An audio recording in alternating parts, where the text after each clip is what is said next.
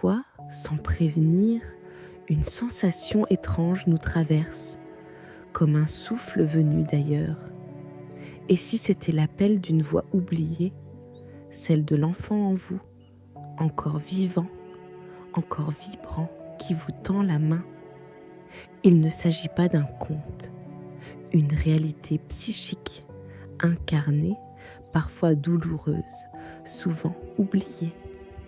Elle se manifeste dans les silences que nous ne savons pas nommer, dans les larmes que nous ne comprenons pas toujours, dans les élans de joie incontrôlables ou les paniques irrationnelles.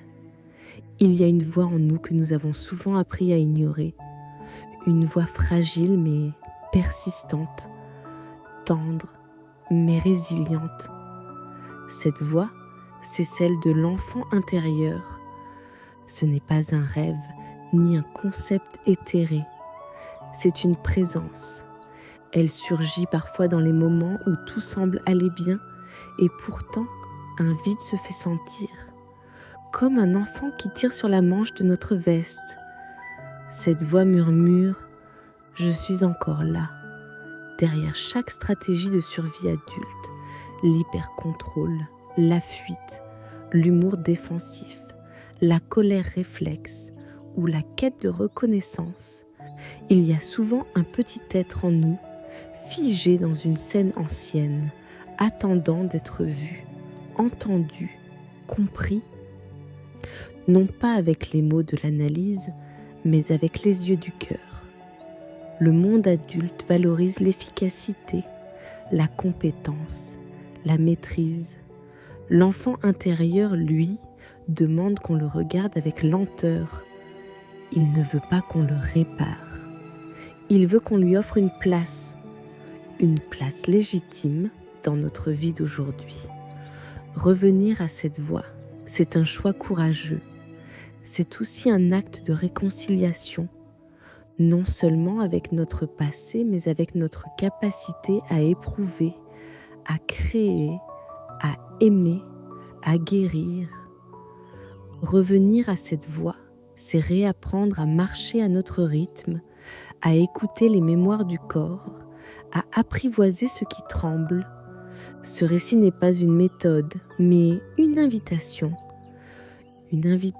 à te rencontrer vraiment, pas seulement dans tes réussites ou tes aspirations, mais dans cette part vulnérable, lumineuse, essentielle. Car c'est là, en elle, que se cache une clé pour te souvenir de qui tu es, une clé pour aimer sans te perdre, une clé pour habiter pleinement ton aujourd'hui. Alors, si tu le veux, partons ensemble, non pas en quête d'un passé révolu, mais à la rencontre d'un présent plus entier. Et si cette voix oubliée était le murmure de ton âme, entrons ensemble dans le sanctuaire de tes premiers tissages, là où tout a commencé. Dès les premiers instants de vie, notre psyché se tisse à travers les regards, les mots, les gestes que nous recevons. Ce tissage est fait d'amour parfois, de confusion souvent, et de blessures aussi. L'enfant ne comprend pas la logique, il ressent, il interprète avec le cœur. Et chaque absence de réponse, chaque rejet, chaque colère autour de lui devient une empreinte. Des empreintes invisibles mais profondes. Elles forment ce qu'on appelle le terrain intérieur. C'est là que naissent nos premières croyances. Je dois être parfait pour être aimé. Mes besoins dérangent. Je ne vaux pas assez pour qu'on reste. Prenons le cas d'Emma, une femme aujourd'hui dans la trentaine. Enfant de parents séparés, elle attendait chaque samedi matin que son père vienne la chercher. Elle préparait son petit sac avec soin, s'installait près de la porte. Et parfois, il ne venait pas, sans explication. Sa mère, dépassée par ses propres douleurs, balayait la tristesse des matins. « Ce n'est pas grave, tu le verras la semaine prochaine. » Mais pour Emma, chaque absence devenait un abandon. Une blessure sourde qui, adulte, s'est traduite par une peur viscérale de l'attente, une angoisse devant tout engagement flou et un besoin intense de contrôle dans ses relations. Ce n'est pas la séparation en soi qui a blessé l'enfant, mais l'imprévisibilité, le silence, le manque de réassurance. Ces blessures d'origine sont souvent invisibles pour l'adulte que nous devenons, et pourtant, elles sont là, agissantes. Elles conditionnent nos réactions, nos choix, nos relations. En prendre conscience, c'est commencer à déplier l'histoire. C'est faire un pas vers cette part oubliée qui, en silence, continue de pleurer. Nous avons tous appris un jour à nous taire pour ne pas déranger, à sourire pour éviter le conflit, à être sage pour ne pas perdre l'amour. Ces ajustements, qui semblent mineurs à l'œil adulte, sont des stratégies de survie psychique pour l'enfant. Il n'a pas les mots ni le recul pour dire « ce que je vis est injuste » ou « c'est trop dur ». Il fait ce qu'il peut pour rester aimé. Et souvent, cela signifie s'oublier lui-même. Ce que l'on nomme masques sont en réalité des costumes que nous avons cousus petit à petit pour correspondre à ce que l'on attendait de nous, le masque du fort, du gentil, du performant, du discret, du toujours d'accord. Avec le temps, ces masques deviennent des identités. L'enfant intérieur s'efface sous des couches de fonctionnement qui protègent mais figent. Pour illustrer ce mécanisme d'adaptation, regardons l'histoire de Julien, 41 ans. Enfant, il vivait dans un foyer tendu, un père exigeant, peu démonstratif, une mère anxieuse, souvent préoccupée. Très tôt, Julien a compris qu'exprimer ses émotions était mal vu. À chaque fois qu'il pleurait, son père lui lançait « Arrête ton cinéma ». Alors il s'est tu. Il a excellé à l'école, s'est montré fiable, sérieux, poli. Mais il ne riait plus, ne pleurait plus, ne demandait rien. Adulte, Julien a construit une brillante carrière. Mais en thérapie, ce qui revenait sans cesse, c'était ce vide intérieur, une incapacité à se réjouir vraiment, une fatigue chronique. Le masque de l'adulte fort l'étouffait. En le retirant peu à peu, il a redécouvert une fragilité précieuse, une part sensible qu'il croyait perdue. Nous portons tous ces masques et ils nous ont protégés. Ce n'est pas une faute, mais un jour, il devient vital de regarder en dessous, non pas pour accuser, mais pour retrouver la vérité de notre être. L'enfant intérieur n'a pas besoin qu'on l'efface pour grandir. Il a besoin qu'on l'honore. Ce que l'on nomme crise, épuisement émotionnel, hyper-réactivité ou sensation de vide sont souvent des signaux, des appels discrets ou criants de l'enfant intérieur, car celui-ci, même enfoui, ne dort jamais complètement.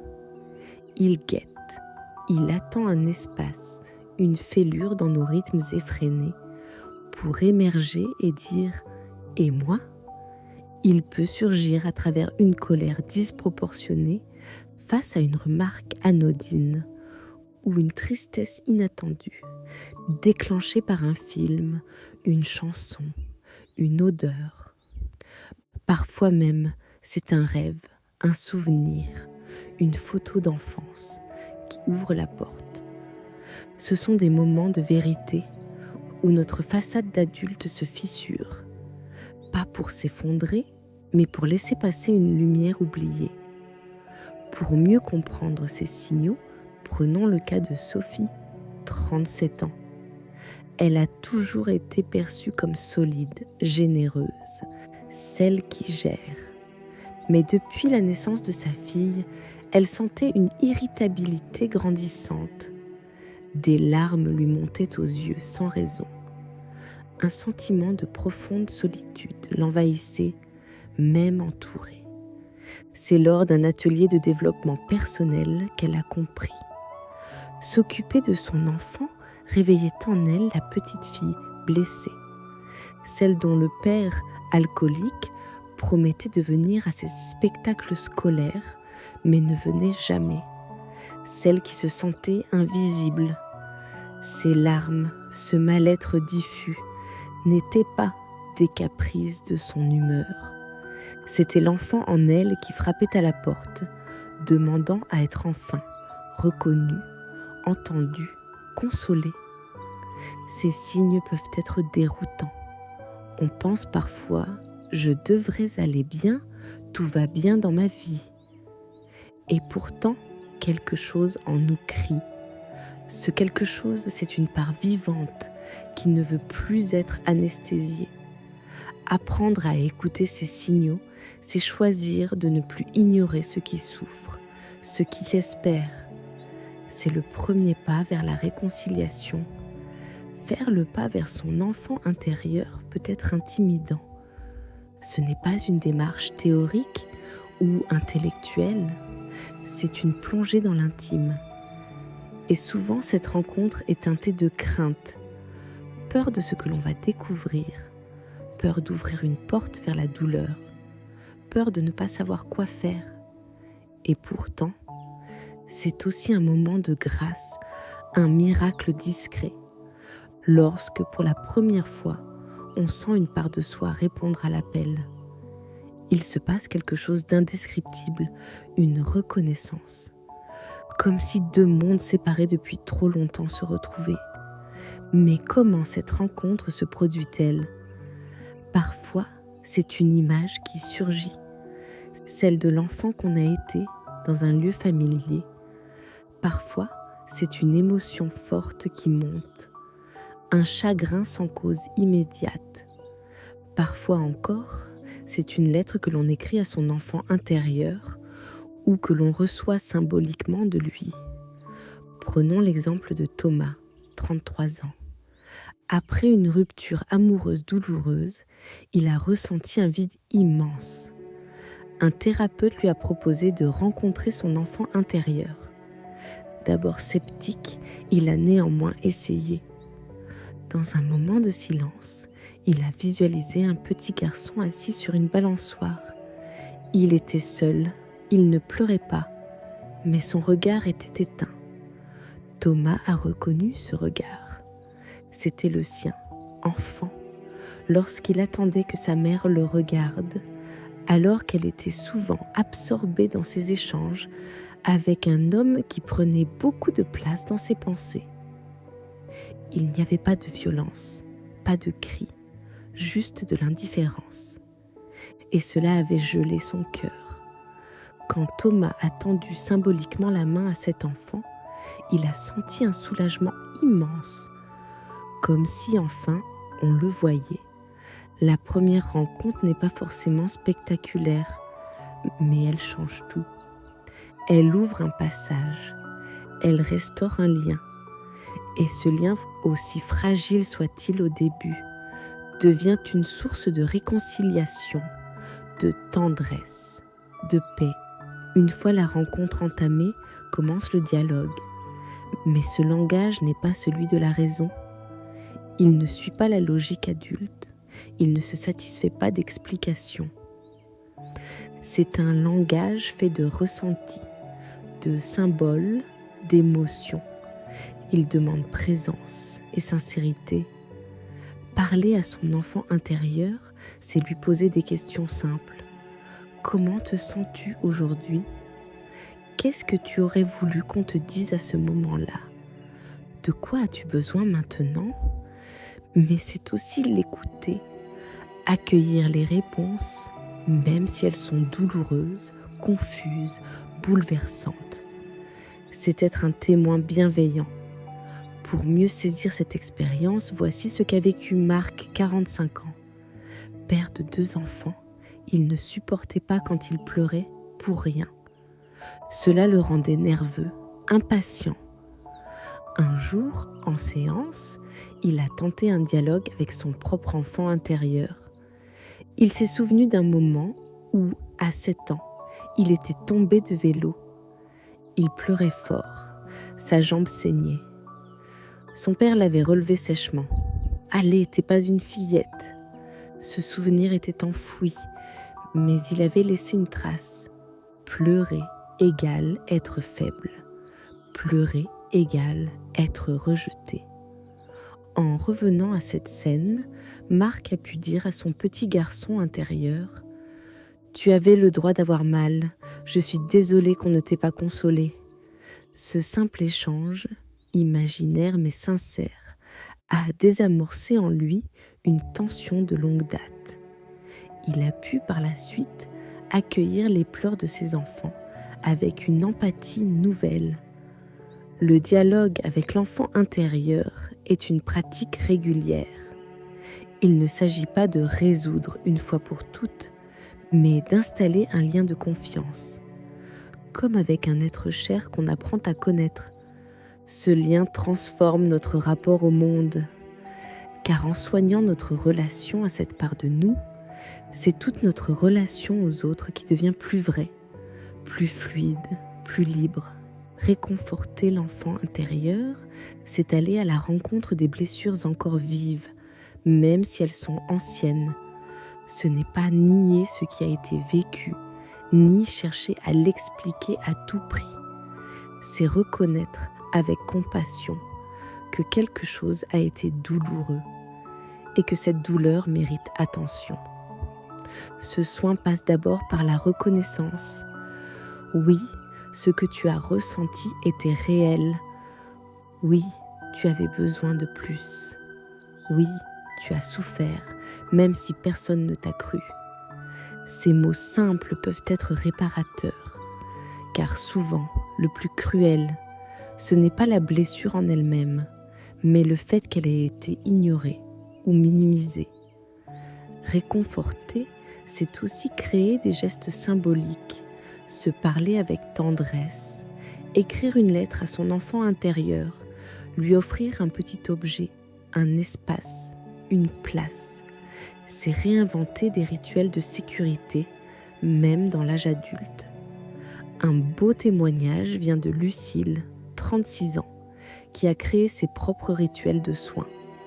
Elle a acheté un coussin en forme d'ours pour représenter son enfant intérieur. Chaque soir, elle s'accorde 5 minutes pour poser une main sur ce coussin, respirer profondément et lui murmurer « Je suis là, tu n'es plus seul ». Ce geste peut sembler dérisoire et pourtant, il a transformé sa relation à elle-même. Elle se sentait moins seule, moins fragmentée. Elle avait une boussole intérieure à laquelle revenir quand tout vacillait. Réconforter ne signifie pas effacer la douleur. Cela signifie ne plus l'abandonner. Cela signifie être là, à ses côtés, avec fidélité. Et dans cette fidélité, quelque chose de précieux se tisse. Un sentiment d'ancrage, de chaleur, de retour à soi. L'enfant intérieur apprend qu'il n'est plus obligé de crier pour être entendu. Car quelqu'un, enfin, l'écoute. Mais dialoguer avec son enfant intérieur ne suffit pas toujours. Parfois, il ne veut pas seulement être entendu, il a besoin d'être consolé. Il attend un geste, une présence. Car après les mots vient le soin. Et c'est là que commence une autre étape du chemin, celle du réconfort, tendre et patient, qui vient réparer doucement ce qui a été oublié. Lorsqu'on a été trahi, négligé ou mal compris dans son enfance, il devient difficile de se faire confiance. L'enfant intérieur, blessé dans sa sécurité de base, a souvent appris que ses émotions n'étaient pas fiables, que ses besoins dérangeaient ou que son ressenti n'avait pas de valeur. Ces croyances s'infiltrent dans l'adulte que nous devenons, affectant notre estime de soi, nos choix, nos relations. Réparer la confiance ne consiste pas à retrouver une foi aveugle en soi, mais à rétablir une relation, comme entre deux êtres qui auraient été séparés, froissés, mais qui choisissent de se retrouver. Ce lien se restaure par des actes concrets, dans le quotidien, en tenant parole envers soi-même, en disant non quand on veut dire non, en écoutant ses signaux corporels au lieu de les étouffer, en se donnant la permission de ne pas savoir tout de suite, de ne pas être parfait, de recommencer. Pour concrétiser ce processus, voici quelques outils et gestes à explorer. Le journal de confiance. Notez chaque jour une action où l'on s'est respecté, un petit choix aligné avec ses besoins profonds.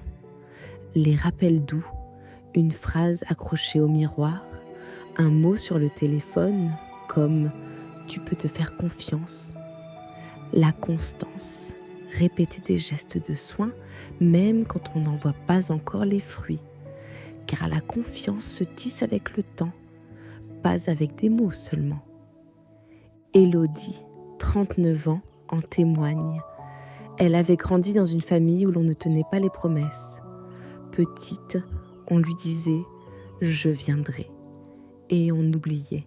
« Tu peux compter sur moi » et personne ne venait. Elle avait donc appris à se méfier, à faire seule, à tout anticiper. Adulte, elle voulait faire confiance, mais chaque engagement la mettait en insécurité. En travaillant avec son enfant intérieur, elle a compris qu'elle devait d'abord être une personne fiable pour elle-même. Elle s'est promis de se parler avec douceur, de ne pas se forcer, de respecter ses limites. Et peu à peu, son rapport aux autres s'est transformé. Car la confiance est un muscle. Et chaque geste aligné, chaque promesse tenue envers soi, le renforce. Guérir l'enfant intérieur, ce n'est pas seulement panser ses plaies, c'est aussi redécouvrir les trésors qu'il porte encore en lui, sa joie spontanée, son imagination débordante, sa capacité à s'émerveiller, son courage d'aimer, même après la peine. Trop souvent, nous regardons notre enfance uniquement à travers le prisme de la souffrance. Or, chaque enfant blessé est aussi un enfant porteur de ressources uniques, souvent enfouies sous les couches de protection. Reconnaître ces ressources, c'est les laisser revenir à la surface. C'est s'autoriser à créer à nouveau, à rêver, à rire, à se laisser guider par des élans qui n'ont pas besoin d'être utiles ou productifs. Pour illustrer cela, prenons l'exemple d'Élodie, 39 ans. Dans son enfance, elle aimait dessiner des cartes imaginaires. Elle passait des heures à inventer des royaumes, à tracer des rivières, à nommer des montagnes. Mais à l'adolescence, on lui a dit que ce n'était pas sérieux, qu'il fallait être réaliste. Elle a donc abandonné cette passion, s'est dirigée vers des études de droit et est devenue avocate. Des années plus tard, en reconnectant avec son enfant intérieur, elle a ressorti ses vieux cahiers. Les revoir lui a provoqué une émotion profonde. Elle a recommencé à dessiner, sans but.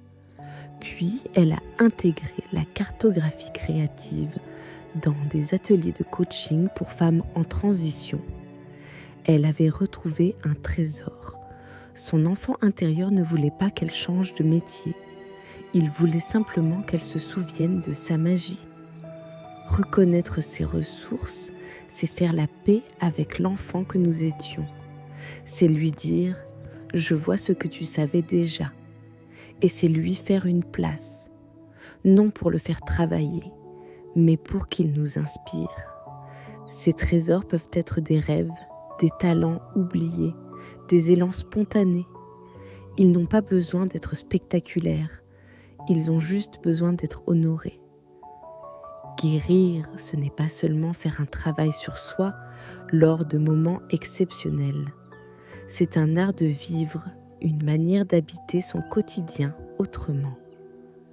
L'enfant intérieur, pour s'épanouir pleinement, a besoin d'être accueilli dans la continuité. Il ne veut pas être visité uniquement quand ça va mal ou durant une méditation. Il souhaite vivre avec nous, au présent.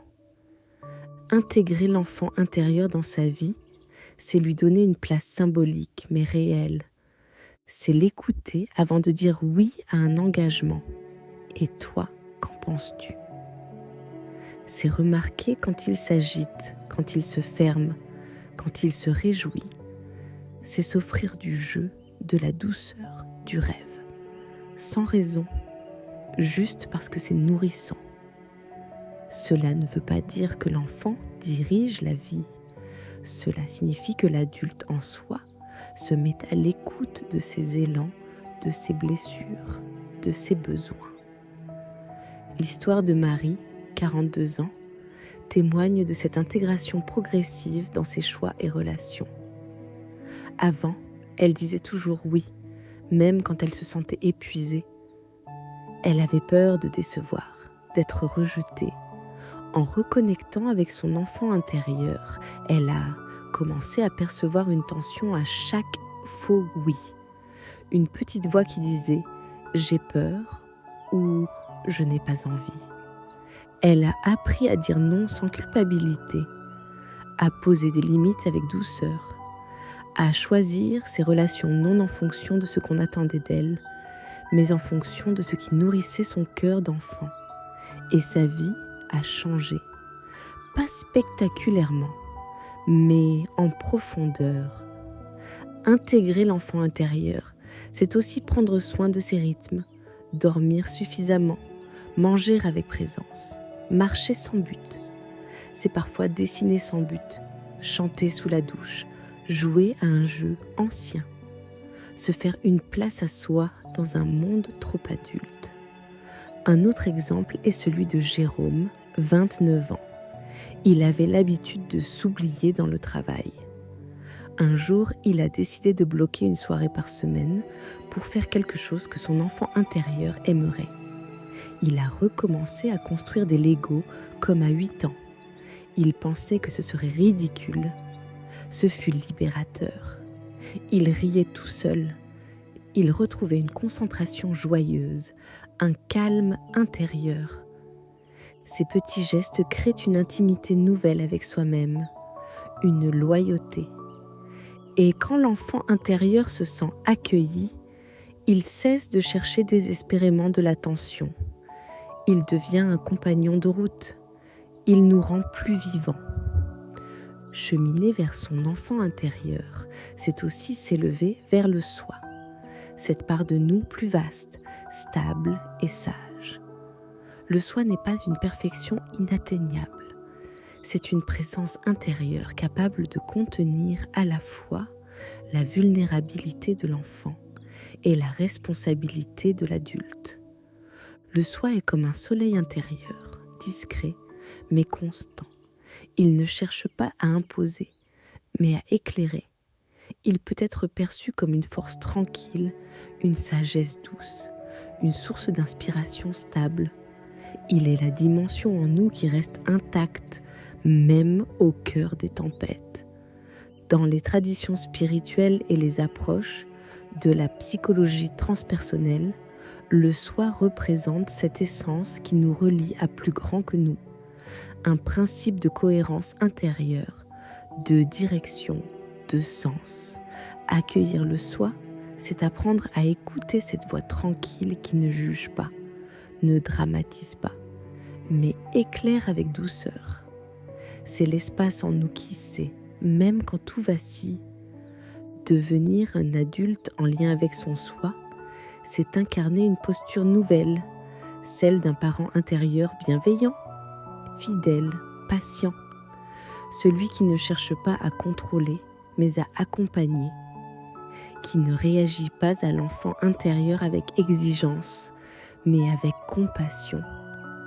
Cela implique d'apprendre à ralentir, à se recentrer, à faire silence pour entendre ce qui murmure au fond de soi. Le soi ne crie pas, il attend qu'on l'écoute.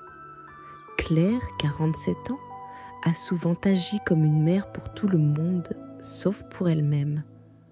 Lorsqu'elle a commencé à se relier à son soi, elle a senti naître une autorité intérieure douce mais ferme. Elle ne s'est plus sentie obligée de tout porter. Elle a appris à dire « j'ai besoin de temps » et aussi « j'ai confiance ». Le soi n'est pas un refuge, c'est un guide. Il ne nous épargne pas la traversée des émotions, mais il nous y accompagne avec sagesse. Il nous rappelle que nous ne sommes pas seulement un enfant blessé ou un adulte pressé, mais un être en chemin, en lien, en croissance. Quand l'enfant intérieur est accueilli et que le soi peut s'exprimer, une harmonie s'installe, comme une respiration plus ample, une paix qui n'a pas besoin de tout comprendre pour aimer. Ce voyage vers l'enfant intérieur, cette traversée parfois bouleversante, parfois douce, ne s'achève pas ici. Il ne s'agit pas d'un but à atteindre, mais d'un lien à cultiver. Une fidélité à soi-même. Cultiver ce lien signifie revenir à soi régulièrement, comme on rend visite à un vieil ami. Cela veut dire prendre soin de ce que l'on ressent, écouter ce qui remonte, sans fuir, sans nier. C'est un acte d'amour répété, discret, mais fondateur. L'enfant en nous ne demande pas qu'on le guérisse une fois pour toutes. Il espère qu'on reste en lien. Il espère qu'on l'invite à vivre, à créer, à respirer. Il attend notre main tendue dans les matins trop lourds, nos rires quand tout semble trop sérieux, nos gestes simples de tendresse. Et que, dans les jours gris comme dans les jours lumineux, on n'oublie pas qu'il est là, toujours. Et le soi, dans sa constance silencieuse, nous rappelle que nous sommes vastes. Il est cette force douce qui tient notre ciel intérieur même quand l'orage gronde. Il sait accueillir nos parts opposées, la peur et l'élan, la colère et l'amour, le doute et la foi. Il ne choisit pas entre elles, il les embrasse. C'est cette présence en nous qui ne fuit pas nos profondeurs.